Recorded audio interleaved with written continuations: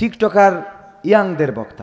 বউ সাইজ কতটুকু হবে, কতটুকু উচ্চ হইলে আপনি প্রকৃত অর্থে হ্যাপি হবেন? হবে বিয়ে করো, শীত চলে যাচ্ছে, কম্বল গরম করবে কে?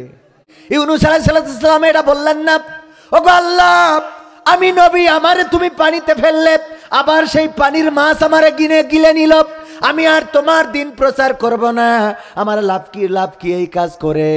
এই কথা না বলে বরং বললেন, ওগো আল্লাহ তুমি তো অনেক বড় মহাপবিত্র, তুমি তো অনেক বড় মহাপবিত্র, তুমি এই বিশ্বের মালিক, আরশের মালিক, জমিনের মালিক, আমি তো জালিমদের অন্তর্ভুক্ত হয়ে গেছি, রব ক্ষমা করে দাও। আল্লাহ রাব্বুল আলামিন মাছের পেটের মধ্যে যন্ত্রণা বাড়িয়ে দিয়ে ইউনূস আলাইহিস সালামকে আবার সেই কিনারায় ল্যান্ড করে রেখে আসলেন, কিনারায় রেখে দিল যেইখানেই নবী নিরাপদ থাকবেন। আল্লাহ রাব্বুল আলামিন ডেকে বললেন, ওগো ইউনূস তুমি যখন ডাক দিয়েছ তখন পৃথিবীর কোনো মানুষ শোনে নাই, তোমার মা বাবা শোনে নাই, তোমার বন্ধু বান্ধব শোনে নাই, আমি আল্লাহ আরশে আজিম থেকে তোমার ডাক শুনলাম, আর তোমার ডাকে সাড়া দিলাম, আমি মাছের পেটের যন্ত্রণা বাড়িয়ে তোমার আবার নিরাপদ গন্তব্যে পৌঁছে দিলাম। বলেন সুবহানাল্লাহ। মূসা আলাইহিস সালাম যখন নদীর কিনারায় পৌঁছে গেছেন, ফেরাউনের বাহিনী ছুটে আসছে, মূসা আলাইহিস সালামের উম্মতেরা বলল, এবার তো আর বাঁচার উপায় নাই, তোমার অনুসরণ করে বিপদে পড়ে গেছি। কিন্তু নফসে মুতমাইন্না কোনটা? মূসা আলাইহিস সালাম কোনো টেনশন করলেন না, দুশ্চিন্তা করলেন না, তিনি বললেন, উম্মতেরা পেরেশানি নেওয়ার দরকার নাই, আমার রব বলেছেন লা তাকনাতু মির রাহমাতিল্লাহ, আল্লাহর রহমত থেকে আমরা নিরাশ হতে পারি না, একটু ওয়েট করো, আল্লাহ রহম করবেন। আল্লাহ রাব্বুল আলামিন রাস্তা করে দিলেন, লাঠি দিয়ে বাড়ি দিলেন। রাস্তা হইল কয়টা? জোরে বলেন কয়টা? সবাই বলেন কয়টা? মিছিল মনে হচ্ছে আপনাদের দিয়ে হবে না? হবে? তাই তাল উঠলো না তো? রাস্তা করেছেন কয়টা? সবাই বলেন কয়টা? জোরে বলেন কয়টা? এরকম তালে তালে মিছিল করা লাগবে। নির্বাচনী ইশতেহার ঘোষণার পরে অনেকেই মনে করে হুজুর এসেছে মনে হয় জামাতে ইসলামের কথা বলবে, হুজুর এসেছে মনে হয় চরমনায়ের কথা বলবে, হুজুর এসেছে মনে হয় তাবলিগে ইসলামের কথা বলবে, বিশেষ দলের কথা বলবে। আল্লাহর কসম করে বলি, আমরা জামাত ইসলামের নই, আমরা হেফাজত ইসলামের নই, চরমনা ইসলামের নই, আমরা আল্লাহর মনোনীত দিন ইসলাম ধর্মের অনুসারী। ইন্নাদ-দীনা ইনদাল্লাহিল ইসলাম, এই ইসলাম মনোনীত দিন কার?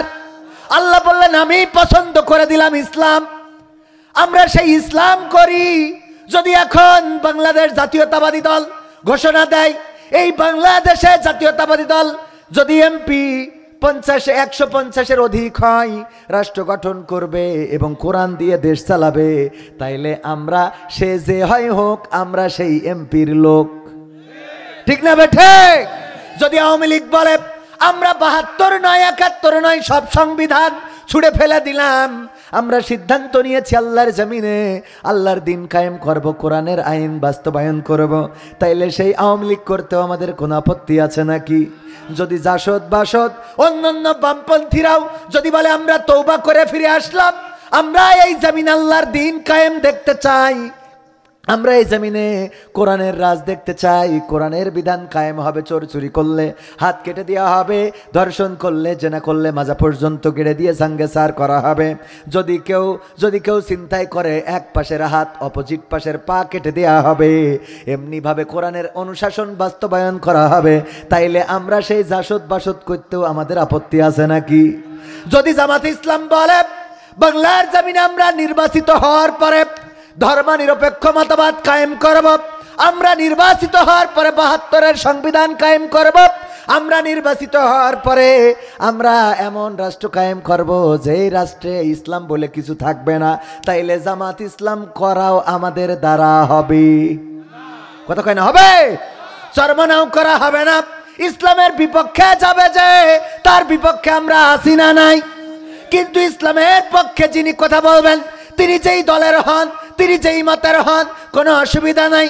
যে আল্লাহর কালেমার পতাকা নিয়ে দাঁড়াবে, যে কোরআন নিয়ে দাঁড়াবে, যে ইসলাম নিয়ে দাঁড়াবে, আমরা তার পক্ষে কাজ করব। সেটা হোক নির্বাচনের আগে অথবা হোক নির্বাচনের, কথা কয় না? আমাদের রাষ্ট্র ক্ষমতায় যেতে হবে, এটা বাধ্যতামূলক, কিন্তু প্রচেষ্টা করতে হবে। প্রচেষ্টায় থেকে আমৃত্যুকাল প্রচেষ্টায় থাকতে হবে, এই তাগিদ করেছেন কে? সবাই বলেন কে? কোরআনের সাথে যারা করবে দ্বন্দ্ব তাদের সাথে কবু হবে না আপোষ। কোরআনের সাথে যারা করবে দ্বন্দ্ব তাদের সাথে কবু হবে না আপোষ। জেল জুলুম হলেও হবে, জেল জুলুম হলেও হবে, বিবেকের কাছে তবু রব নির্দোষ। আমার রবের কাছে রব নির্দোষ, মহান প্রভুর কাছে রব নির্দোষ। কোরআনের সাথে যারা করবে দ্বন্দ্ব তাদের সাথে কবু হবে না। কোরআনের কথা যারা বলে যায় আজ তাদের দমাতে কত ফন্দি, কাউকে ধরে নিয়ে দিয়েছে ফাঁসি, কাউকে রেখেছিল বন্দি।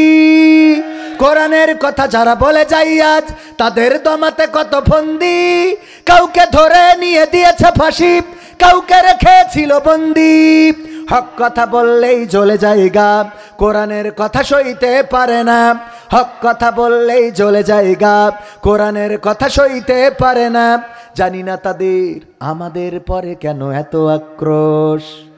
জেল জুলুম হলেও হবে, জেল জুলুম হলেও হবে, বিবেকের কাছে তবু রব নির্দোষ। আমার রবের কাছে রব নির্দোষ, মহান প্রভুর কাছে রব নির্দোষ।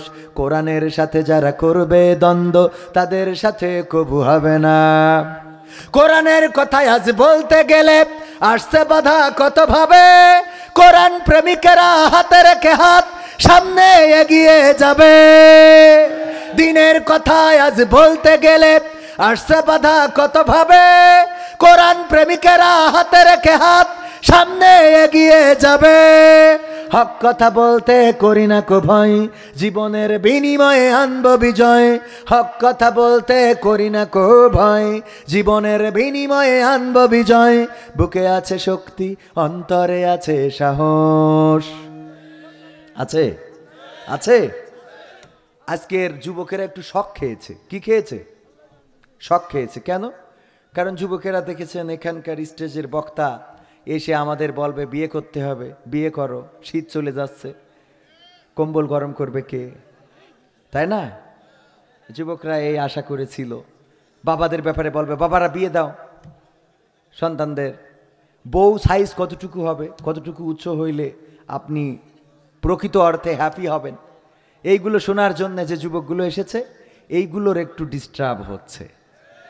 মানেন আর না মানেন ভাইরা আমার, আমি ওরকম কথা বলতে পারবো না এরকম না, হয়তো বলতে পারবো, কিন্তু আলহামদুলিল্লাহ আমি আসিফ ভাইকে বলি কি, ভাই হলো বেনামাজি ইয়াংদের বক্তা,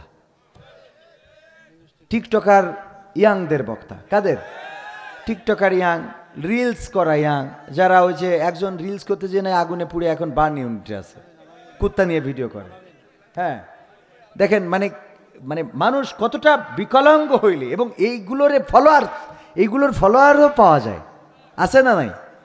আউল বাউল যে আল্লাহকে নিয়ে গালি দিয়েছে তার পক্ষে যদি বাংলাদেশে মানববন্ধন করার লোক থাকে তো এদের পক্ষে থাকবে না কেন? কথা কয় না? সূরা নাস নিয়ে যেভাবে বিকৃতভাবে উপস্থাপন করেছে, এই বাউলের ফাঁসি তো একবার নয় 100 বার ফাঁসি দেওয়া দরকার, বলেন ঠিক কিনা?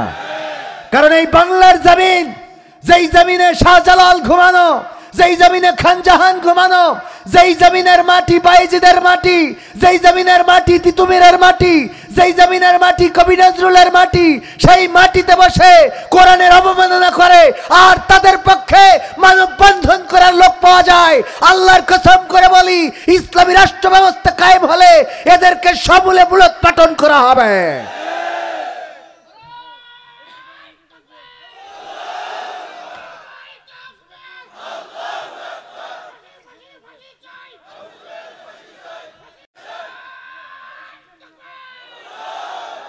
ভাইয়েরা আমার, এই জন্য যুবকেরা আমার, কলিজার টুকরারা, তোমাদের লেপ গরম করার কথা বলতে পারবো না। যুদ্ধের দোয়া এত মনে করিন না যে খুব কবুল হয়। আমি 2-1 দোয়া করেছি, একটু কবুল হয়েছে, আবার 2-1 উল্টো কাজ করিস। এক হাসপাতাল থেকে দোয়া ছিল 1000 টাকা দিয়ে, যে হুজুর হাসপাতালের জন্য দোয়া করে দেন, আল্লাহ যেন বরকত দেয়। বাগেরহাটের ফকিরহাট। আমি বললাম আল্লাহ এই এলাকায় সব মানুষের রুগী বানাই দাও, সব যেন অসুস্থ হয়ে পড়ে, তা নাহলে হাসপাতালের ইনকাম বাড়বে কি করে।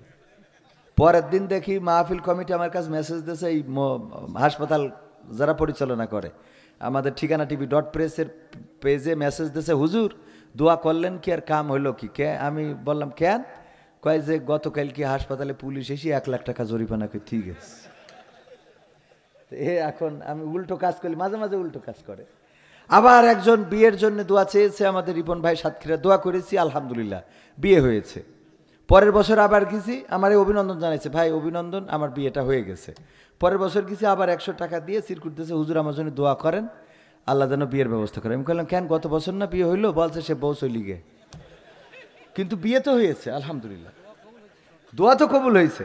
হ্যাঁ, দোয়া কবুল হচ্ছে। তারপরে আমি পাবনায় আসলাম, দেখি একজন বলছে, হুজুর আমার পক্ষ থেকে আপনার একটু বেশি খাইতে পাইছি। কেন? কইলো 18 বছর বাচ্চা হয় নাই, গত বছর আমি খাওয়ানোর সময় বললাম হুজুর দোয়া করেন যেন বাচ্চা হয়, তো আলহামদুলিল্লাহ এই বছর আমি সন্তানের মুখ দেখেছি। আমি বললাম বাবা ওইটা আমার দোয়াই হয়নি, ও বলি লাভ নেই, এই যদি প্রচার করি ফেলেন তবে পরে দোয়া কবুল না হলে আমার মানুষ মেরি বসবে। ভয় আছে না নাই? এক হুজুর মাদ্রাসা চালায়, তার কাছে যে দোয়া চেয়েছে, হুজুর একটু দোয়া করি দেন, জমিনে যেন ওই যে বীজ লাগিয়েছি চারা হচ্ছে না, তো আল্লাহ যেন একটু বৃষ্টি দেয় চারা হয়। তো হুজুর তো জানে যে দোয়া কত দূর যাবে, তো উনি করিস কি জমি কোনটা দেখে নিয়ে পরের দিন বলি যাও, আল্লাহ দিলি সকালে পানি পাবা। তো সকালবেলা যেয়ে দেখে সত্যিই ক্ষেত পানিতে ভরে গেছে আলহামদুলিল্লাহ। লোকজন বলতেছে কি ব্যাপার, তোমার ক্ষেতটা ভিজলো কেমনে? আমাদের ক্ষেতে তো বৃষ্টি নাই। কইলো আমি ওই যে হুজুরের কাছে দোয়া চাইছি তাই ভিজে। সবাই গেছে হুজুর, আমরা কি করিম? হ্যাঁ, আমরা কি করিম? আমরা তো টাকা দিছি, আপনার তো আমরাও খাওয়া দিই, মুরগি জবাই করে করে মেটে দিল হেড এগুলো তো আপনারে খাওয়ায়, তো আমাদের জন্য দোয়া নাই কেন? পরের দিন যেয়ে দেখে, ওই দিন রাত্রে বলে আছে ঠিক আছে আল্লাহ ভরসা, পরের দিন যেয়ে দেখে হুজুরও নাই, জমিও ভেজে নাই, মাদ্রাসায় ছাত্রও নাই। কারণ কি? কারণ হলো আগের রাতে হুজুর ছাত্রদের সব ডেকে নিয়ে যে কলস ভরি ভরিতে জমিটা ভিজাইছে। পরে যখন সবাই একসাথে দোয়া চেয়েছে, তখন চিন্তা করিস আমার এই সারা জীবন পানিতে ভিজাতে হবে। তো আমি ওরকম মানুষ, আমার কাছে বেশি দোয়া চেয়ে লাভ নাই। তবে হ্যাঁ, এখানে এমন অনেকেই আছেন যারা সত্যিকার অর্থেই আল্লাহর মাহবুব বান্দা, এরকম আছে না নাই? অনেকেই রয়েছেন তাহাজ্জুদ গুজারি, নামাজ জামাতের কাজা করেন না, তাহাজ্জুদ নামাজ কাজা করেন না। আমরা যখন সম্মিলিতভাবে সবাই মিলে দোয়া করি, হয়তো আল্লাহ ওই বান্দার ওসিলায় এই দোয়াটা কবুল করে নেন।